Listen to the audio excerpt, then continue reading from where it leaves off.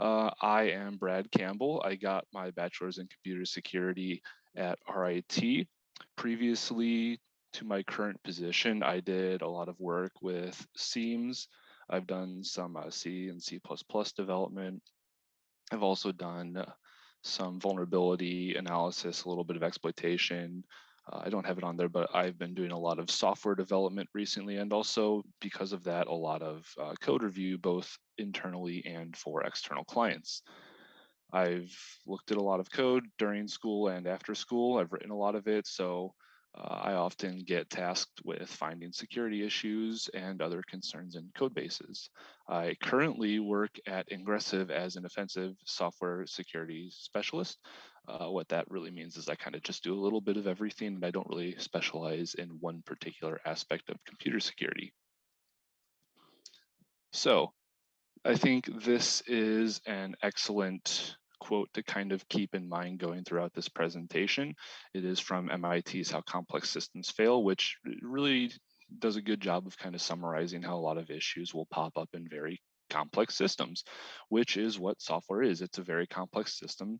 There's a lot of intermingling parts. There's aspects that kind of tie into each other. And in a lot of cases, there's ways to introduce errors into that. Computer software does exactly what you tell it to do. And so therefore the rule of garbage in, garbage out will apply.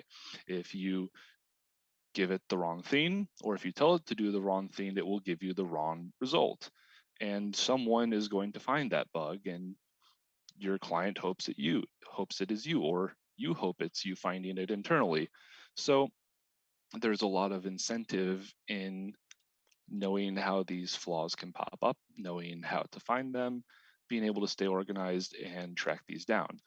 This presentation is going to, I tried to make this as language agnostic as possible, so that way it's not just how to find bugs in Python, how to find bugs in C, because then only the C and Python people would be interested in whatever.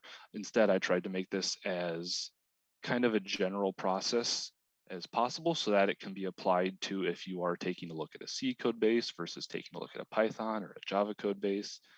That way you can kind of focus on the task at hand instead of just being like, oh, this is just security issues in Python. So the goals of code review are relatively simple. In order to do anything, you have to know what you are doing. You want something that's a bit more general than find bugs. Yes, that's what you're doing, but it's a bit more complicated than that, because you want to have something a little bit greater to aspire to when you're doing it, because finding bugs is great, but in reality, you are finding these bugs in order to benefit a company. You want to be able to improve their product as a whole. You want to be able to help them, and you want to be able to apply what you're giving them to what they want to improve. While finding bugs does work towards that, sometimes you can kind of manipulate that in a way that benefits the company a bit more greatly depending on what their goals are. So you want to find these flaws, but you also want to find how they could tie into larger business systems that the company might be using for their software. So yes, you might find a little bug here, but if that little bug ties into an extremely important or business critical system, the importance of that bug will obviously be vastly greater. Likewise, the CIA triad, which you learn about in classes, is not a joke. It's extremely useful. Info leaks, RCEs, DOS vectors, they're all extremely valuable to find as bugs. Companies definitely care about that. Even if it's a little bug, it's better to have it on there instead of just kind of not paying attention to it. And you want to apply those findings to give the application developers what they need to make a better product. And because you are working with interacting groups of people, you're working with organizations, you're working with interminglings of organizations, it can get kind of political, honestly. People often underestimate the soft skills that are involved when you're doing computer security work, but it's extremely important to understand those. And knowing how to play the political situation you might be involved in with the company or the development team, e.g. if they are vying for more resources or if they're being combative, knowing how to play that can kind of let you do your work a bit better. So what is going on is important in the code. obviously, since code more or less is a direct execution of what someone types into it. But why the code is designed to do what it does is a lot more important when it comes to reviewing large pieces of software.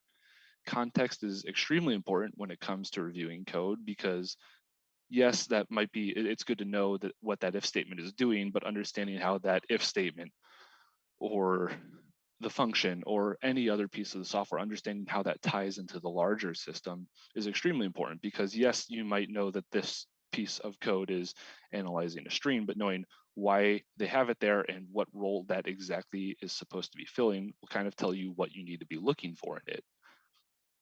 If you're just reading the code in a vacuum without any context, you're not really going to understand how it fits into the larger business goals that you are trying to solve.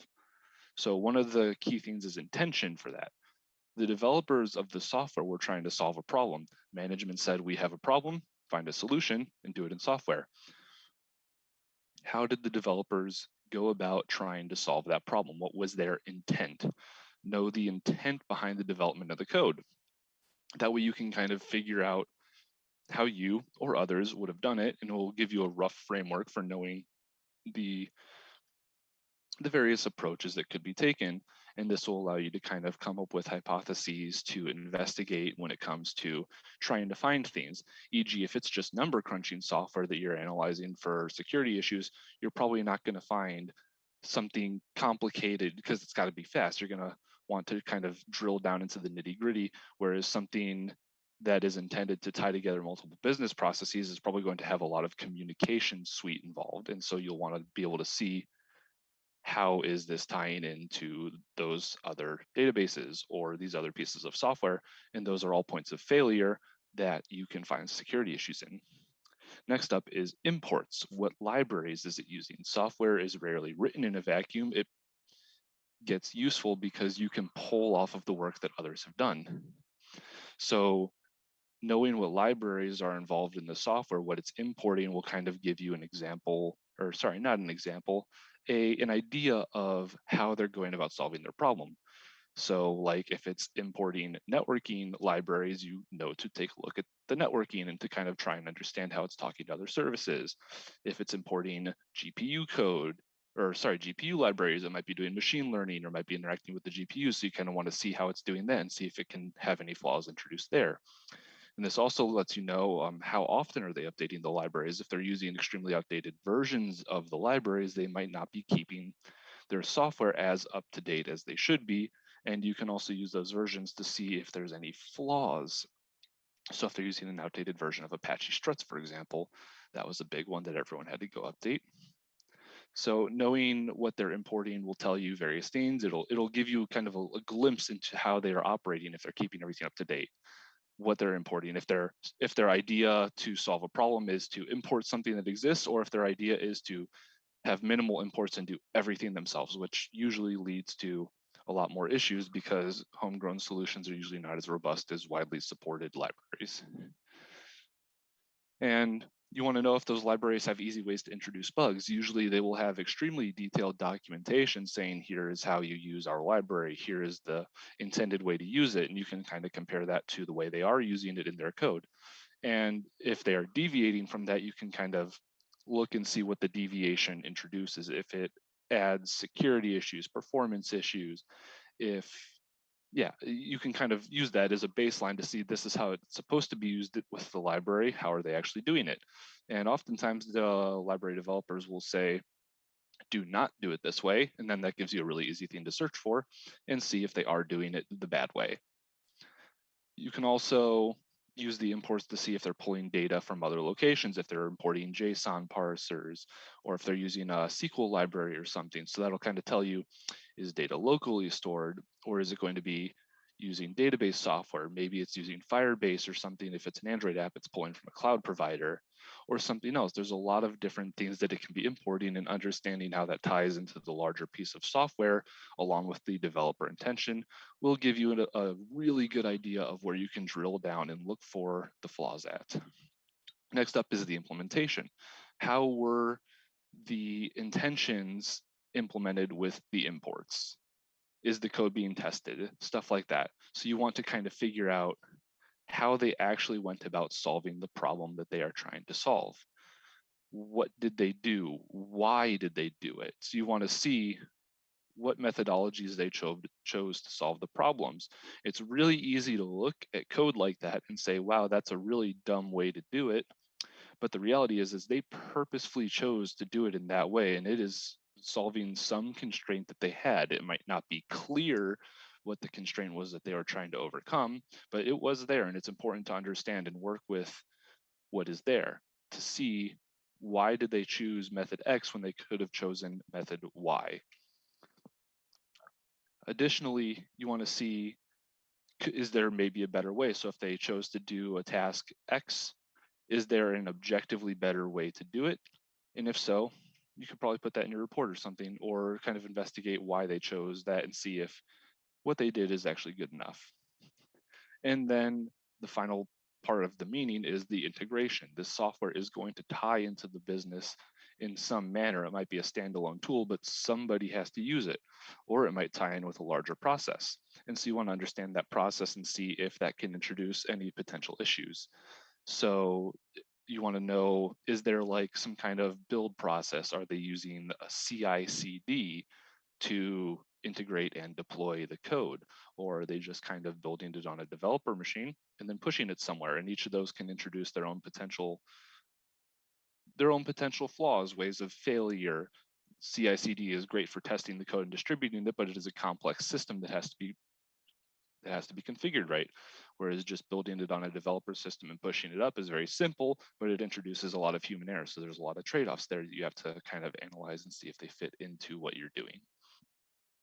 And you also want to know who the target audience of the software is. So for example, if you're looking at something that is written for sysadmins, if it's written for HR, payroll, finance, if it's written for folks out in the field doing repairs, stuff like that, it's going to tell you what kind of information, how sensitive the information is that is going to be in the software. And it'll also kind of give you an idea of the expected technical expertise of the user of the software. Knowing if it relies on other services, like if it's cloud connected, which is the current big thing, if it's connected to a database, if it's using a secret store, those are all ways to know how it's tying into a larger business context and ways it can affect other applications or be affected by other applications. So gathering that kind of information and answering these 4 questions is a really good way to get a deeper insight into the code being reviewed than just kind of digging through it and looking for problems. This will let you find much more holistic and complex issues within the application than just kind of reading the code line by line without paying attention to the larger context. So there tend to be, I use about 5 stages for code review. This is going to look familiar to a lot of people because this is pretty similar to the stages you do for pen testing. You have recon and planning. You have to kind of figure out what's going on, review your findings in the recon and the planning stage, then use that to start discovering stuff inside of the application. You want to confirm the things you've discovered after you go through them, and then you cross-check your confirmations, and then you write your report. So first up is recon and planning. So this is where you kind of figure out the application from casual use. You take a look at where users enter data. You take guesses if it's pulling data from other sources or what data processing it's doing. You can see if there's any potential sensitive areas of the application, if something is an admin area, if there's anything that's kind of doing data modification, if there's something that might be running commands on some system, like how a lot of routers have ping utilities and stuff. Those often just pass things through directly to a command line. So you kind of want to use the application and give it a look and see what exactly it's doing, and that'll tell you what the capabilities are, who it's kind of designed for, and any sensitive areas that might be very useful to kind of dig into and focus on more instead of spending your time on non-critical areas. You can also do some OSINT. So you want to try and find ancillary information related to the application. There might be bypasses or hacks that someone posted about in some forum. Someone might have figured out a way to get around the authorization of the website, or there might be some known way to pretend you're a user you're not, and that might just be floating around on the internet free for you to pick up and use in your report. Sometimes leaked source code might even be available, and I can assure you that organizations really care about it when you find that. Might be leaked user data. Honestly, you can also find some stuff on Stack Overflow sometimes. You can see if the developers are, you can kind of like trace the developers down, kind of hunt down their Stack Overflow and see what questions they're posting, and that'll give you a good idea of the problems that they're running into, and that'll give you another idea of potential problem areas to look for, because if they are struggling in that, it means they might not be having a good solution implemented. And you want to take all of that and plug it back to the 4 eyes we just talked about.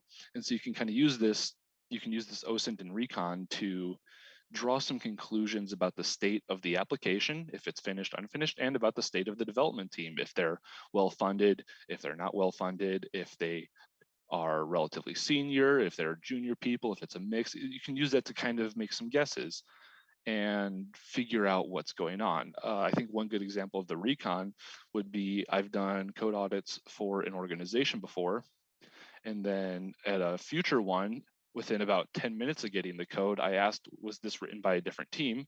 And sure enough, it was written by a different team, because I was doing recon and I noticed that they were using a lot of different stuff and things were just done in a different way. So that's kind of a good idea to say, oh, this was developed by a different team. They're probably going to do all kinds of things differently. So I better pay attention to what I noticed from the previous one and then what they're doing that's different that might be good or bad. So then you take this recon information, you take all this stuff you found, and then you use this to plan. This is extremely important because code bases can get extremely large. It's easy to do code reviews when you're doing a couple 100-line project for a class. When you're dealing with multiple millions of lines of code and you have a very small timeline to go through the code, planning is extremely critical. You have to collaborate with other people. You're not going to be able to do it all in a vacuum usually. You're going to be working with others. And so you need to know how to communicate with other people, how to plan out your work, how to hit your goals, and you use that to tackle the application.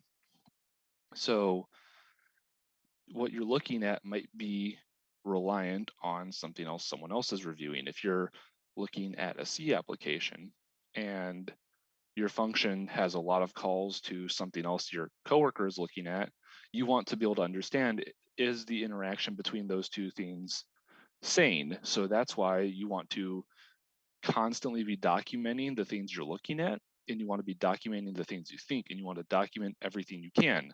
So that way, if your coworker is curious about how your part of the code interacts with his, instead of having to read through that code, which creates a lot more work for them, they can just read the documentation and they can see exactly what's going on and kind of form an idea of if it's something they should look further into or not. And so because of all this need for collaboration, you have to talk often. You need to communicate with your coworkers over it.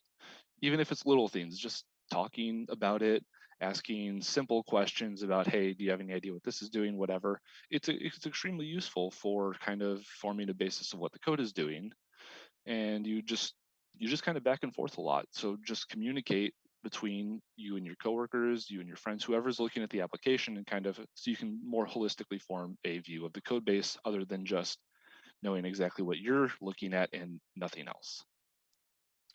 And since you are going to have to meter out your work, you need to kind of set a goal for how much code you can look at. So I have kind of a rough guide here, in that about 250 lines of code per hour is not necessarily methodical, but it'll allow you to find a lot smaller things. So you typically want to be around 250 lines of code an hour if you're doing a detailed analysis of an application. 500 is kind of like, you're going to find some low-hanging fruit, like if return values aren't being checked, or if error codes might be being thrown, relatively obvious stuff that someone might have just overlooked. But you're not going to find really detailed stuff like if there's a race condition or something like that. I consider this to be the middle ground of what I'm comfortable doing.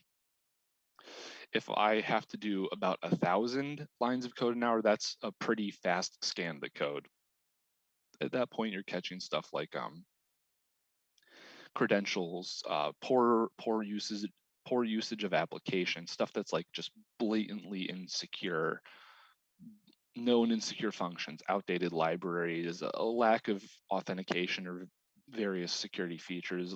It's going to be just a quick scan, and then anything past 1,000 is just ridiculous. At that point, you're an automated scan at best. At that point, you're glancing at each line of code. That's less than 4 seconds per line of code, so you can barely read it at that point. You're going to have to just focus on hotspots at that point and hope for the best. So next up is the review stage. It can be boring, it can be tedious, and it can be difficult. There's no sugarcoating it. You are just reading difficult technical information. It can get frustrating and grating. It's enterprise code too, usually for systems and environments you're not going to be really familiar with. It's important to understand that going in. I love doing these, but it is important to understand that it gets frustrating at points. So you need to kind of prepare for that and know how to handle it. You're going to have to make guesses. You have to make assumptions. You'll see a line of code and you'll say, I have no idea what system this is talking to because they didn't provide the documentation for that. So I'm just going to kind of make an assumption, write down what my assumption is, and draw a conclusion from that and put that in like something to be verified by who I'm talking to. And when I say write it down, that is easily the most important part of doing code review is documentation. Write down everything that might even be mildly interesting. You never know when you might need it. You never know when it could be useful, and you never know who's going to ask for it later. You would much rather be able to search through a well-formatted and well-documented document than have to go through 50,000 lines of code about where you think something is that someone is asking you for. Trust me, I know this from personal experience. You want to have it written down instead of having to hunt for it. So one example that I do is I will often, when I find something interesting, I'll save the full file path to the file I'm looking at, the line number or like spread of line numbers that I found, and a copy of the code. I'll also write down notes of why I think it's worth saving, anything I think is interesting in it, who I think needs to see it, notes, to-dos, future follow-ups, everything.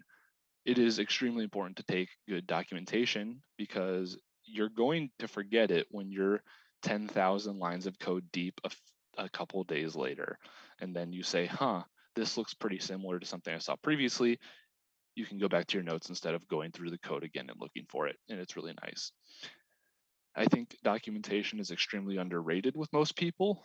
If there is one thing that I have gotten good words about from management or from clients or from technical leads or from anyone, if there is one thing that I have gotten good reports back from, it's documentation. I write down everything. I don't get good stuff from the cool bug I found. I don't get praise from the number of bugs I found. The praise comes from the documentation, and it is extremely important to realize how important documentation is. So you can use the documentation then to communicate. You want, again, this is tying back into the communication that I was talking about previously. You want to see if what you found should be brought up with the client. You want to see if what you found ties in with something else your coworker found. The more information you have on it, the better, because you constantly need to be cross-referencing your work with others. The code is dependent on everything that they're looking at, and their code is dependent on stuff that you're looking at, unless it's an extremely well segregated application. So individually, your code might be okay, and individually, their code might be okay, but there might be some kind of interaction between the two that could lead to a potential security flaw, and you want to be able to point that out. You can also use security tooling to find hotspots. There's a lot of things available for this, like linters, code analysis plugins. Honestly, I use regex quite often. I can just grep for password, grep for credential, grep authorization. You can get relatively far in a lot of code bases with the simple regex, and you should take full advantage of these tools to kind of focus your efforts on potential hotspots for the applications. You can use them to kind of focus your efforts if you have more code than you can reasonably cover in the amount of time you have. So to talk about what these are, is a linter is a tool which will usually do static checking of code. It will check for like a syntax formatting, the library usage. It's kind of like it's got a lot of best practices that it'll search for, and it'll check for those. So depending on the linter, some of them are a lot more comprehensive than others. So some might just check syntax, whereas others might do a much more thorough check and will look for insecure function uses. They might look for dangerous code patterns. There's all kinds of things that they can do.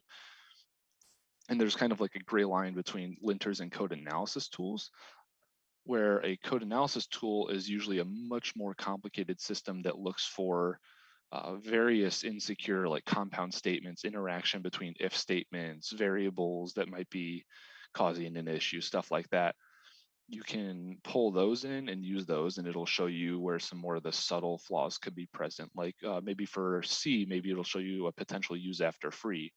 Or for Java, it might tell you when something isn't being checked if it's a null and could cause a program crash. Stuff like that. They're great. Unfortunately, because they are complicated, often they are commercial products and they have to be paid for. So keep that in mind. And then regex, honestly, is just simple text searching. Just understanding the programming language you're working with, you can kind of form an idea of what should I search for. A lot of programmers think the same, so they're usually going to name things pretty similarly. So unless it's a really bad developer, they'll usually, if there's a password, they'll probably name the variable password or similar instead of just some kind of complete random garbage. So you can kind of use that to your advantage and look for potential text searches that can be useful. Or you can even look for function names that might be useful, so you can grep for known insecure functions. A tool I really like that does something very similar to that is Microsoft's Application Inspector. It's a free C# tool. It's on GitHub, I think, but it's built using regex to kind of just grep through the code base, and it has these regexes are related to encryption in Java. These regexes are related to insecure functions in C, etc. And it'll run through the code base with these regexes, and it will more or less give you a web page that is a report on these. You can also use IDEs for the project language as well. That's what I find very useful, is because they provide a lot of context and helpful features for working with a code base. It'll tell you descriptions of the variable types and use arguments to functions, finding where a variable or function is declared. All kinds of very useful things are provided by IDEs, and I would highly recommend trying to import it into an IDE of your choice when you are reviewing the code base. It might not be possible to do that easily, but if you can do it, it provides a lot of benefit. Discovery, at some point you're going to find a bug. You don't want to move too fast on it, because you don't want to cry wolf, basically. You want to be very certain that it's an issue. So you kind of note it down and then wait until you review it later to bring it up with anyone past your immediate team. So you want to see how the code is involved with the application and kind of determine the scope and breadth of what you're looking at. You want to see how it's triggered, how it's reached, and maybe how it could be attacked. You want to check for data filters, bad characters, if it's blacklisting strings or doing any kind of data formatting that might restrict the available characters or the size of what you can pass to it. Data transformations, maybe it's encoding your data, maybe it's translating it to a different character set, something like that. You need to kind of build a chain from where the attacker data can enter the system, and then follow that chain to where it gets to this potential flaw.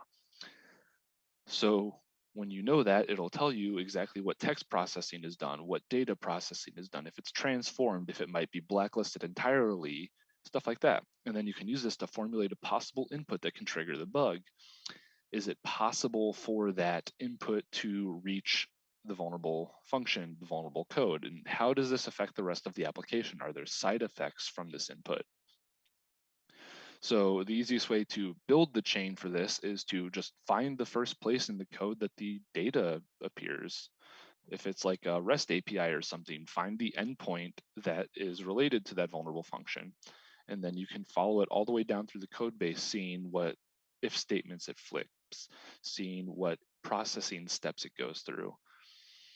and you can just follow that through. You can kind of form a mental image about what's going on, and then where it reaches the function, what state it's in.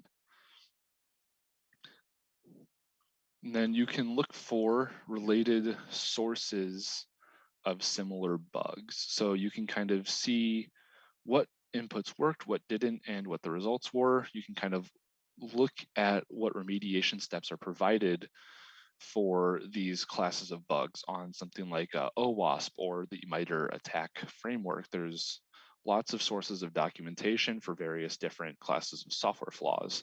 And it's really good to understand how those work so you can kind of say, kind of class the software and form an easier process around it.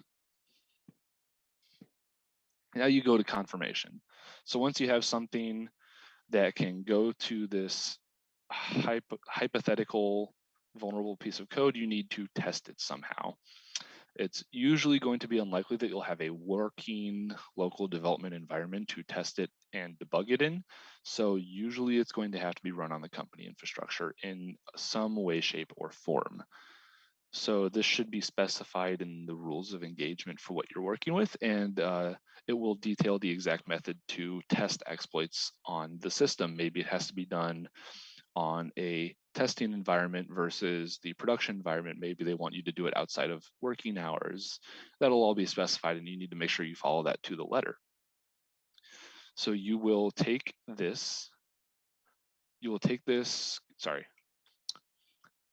you want to know exactly what is involved with sending this to the system. This will be pulled from the chain you built earlier. You need to know how risky this is, because if what you send is likely to delete data, they're not going to want you to test that on a production system. You'll have to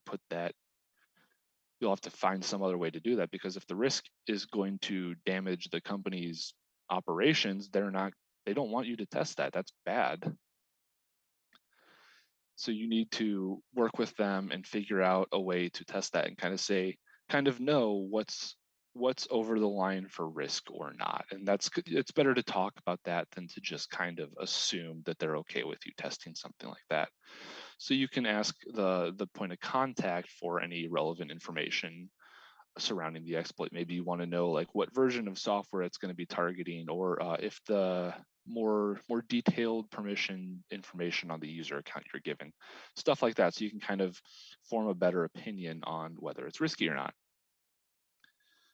Maybe the attack depends on external factors, and because of that, it doesn't really work in the environment of the application. Like, for example, if there's an external firewall or like a web application firewall, maybe the web application firewall blocks the exploit strain.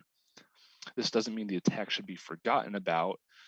It will obviously reduce it in severity, but you definitely want that on the report in case they decide to just stop using a WAF at some point, and you don't want to then be caught out saying, hey, why didn't you guys tell us about this? And then reporting. This is obviously the least fun stage, but it's also an extremely important one. You want to use your documentation and working notes to accurately report your findings. This is where taking good documentation is extremely important, because when you are several weeks into an assessment, you want to be able to just pull the documentation instead of having to reread the code and try and remember what you did 4 weeks ago or something like that. If you didn't write it down, good luck remembering what line of code was a particular issue you were on. If you don't have it written down, you'll forget, and that's not a good thing. And you can use this to provide as much information as possible.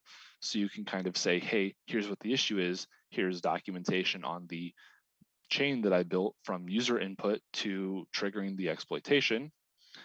And you can take that and say, here's all the information relevant. And that way the developers have a better idea of it. And the better idea the developers have of it, the better fix they can make.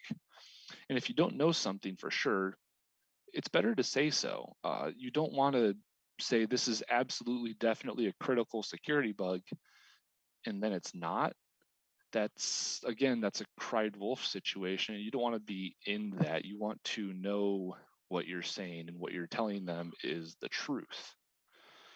And by taking good notes and being thorough, communicating with your employees, and sorry, not your employees, your coworkers, communicating with them, being thorough, taking your time.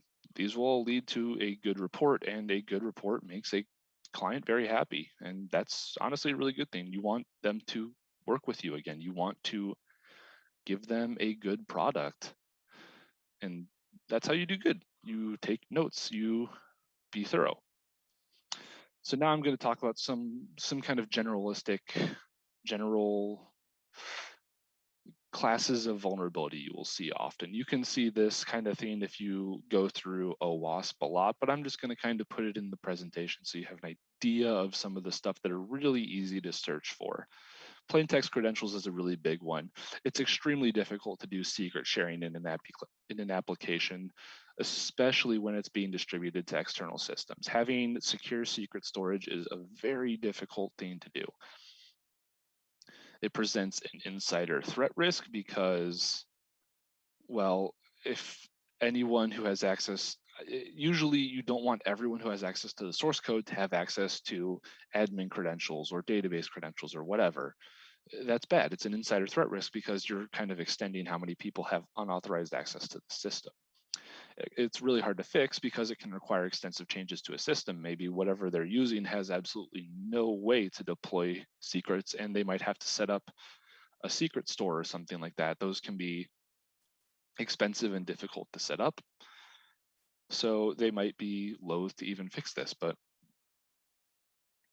you have to write it down. You have to kind of tell them you have to do this, and I've had people fight back on it, and you just can't really budge. To remediate plain text credentials, as I've said, you want to move the passwords outside of the source code into something like a secret store, or you might have to, they might even have to go so far as rewriting the application architecture to not accept this kind of plain text credential. And so because the remediations are so stiff, oftentimes you will see resistance when it comes to a fix that is that hard. Weak password storage is pretty similar to that. Your passwords should usually be hashed with password specific algorithms, and they should be using salts. This is pretty obvious and usually pretty clear for people who study computer security, but it's not so clear for people who don't really focus on computer security. They usually want to make their application as safe as possible, and that's why they might have chosen an insecure hashing algorithm without full realization that there are specific password storage password hashes that are better. So for example, if they're using SHA-1, MD5, RIPE-MD, these are stuff you'll see, and you have to kind of say, hey, these are bad because they are very quickly guessable hashes. You should be using something that's a lot safer than that. Again, this is also a relatively difficult fix because migrating a hashing algorithm is not a trivial task when you have a lot of users. So there will, again, often be pushback on that, but you tell them, use a stronger algorithm and use salts. Insecure database usage is another big one. Sending unsanitized data to an external database is obviously a problem that'll introduce SQL injection or various other kinds of injection. SQL databases are not the only kind of database. NoSQL or document stores like Lucene. If someone can send if someone can send data to these without it being access controlled or restricted in some way, you can have a lot of issues that pop up depending on the software that it's being sent to and the permission that the database user is running as. And they might be able to do stuff like modify or retrieve sensitive data. And to remediate that, you have to use, for example, in SQL, prepared statements and stored procedures are a great way to prevent that. If they're using a document store, you have to have an authorization framework around it because those usually have no security. So a user can retrieve any data. Input whitelisting, if there's no better solution, but it's not nearly as good as the previous ones. Oops. Authentication bypasses often happen too because authentication and authorization are extremely difficult to do right. This is when you can access a resource without a valid account or with an account with low permissions. This can be as simple as a developer just forgetting to put an auth tag on a particular endpoint. So sometimes it can be a pretty easy fix and you won't see much fight back on it. The remediation for that is honestly just adding the correct authorization code to the endpoint. It's not a difficult fix, usually. Poor input validation can also happen. This is related to all the previous. If you are giving someone input into a complex system that they shouldn't be able to have input into that complex system to a full control. So if you're expecting certain data and getting something else, like if you're expecting an integer and someone sends you potato, that's going to cause some issues. So you need to, when you're reviewing the code, check that all logic is present. Check that data is being formatted right, that exceptions are being handled. If you're seeing regex in code, that usually triggers alarm bells because it's really hard to do regex correctly. And it's usually relatively opaque. So most of the developers will just kind of assume it's right a lot of the times, and you can usually find issues if it's doing anything more complicated than just kind of checking if something is a number. If it's more than like 10 characters or something, that's where I start kind of being really interested in the regex. Serialization is always a hot topic. It's when you convert code from one form to the other. For example, when you convert a Python object into a string and then a string back into a Python object. This is very complicated. It often involves a lot of parsing logic, which is also complicated. And it usually leads to attacks of some sort because it's difficult to design security into a serialization framework. You'll see it a lot for saving program state. For example, some games will just serialize a global game object. And if you can modify that, and it's not like signing it and checking the security or anything like that.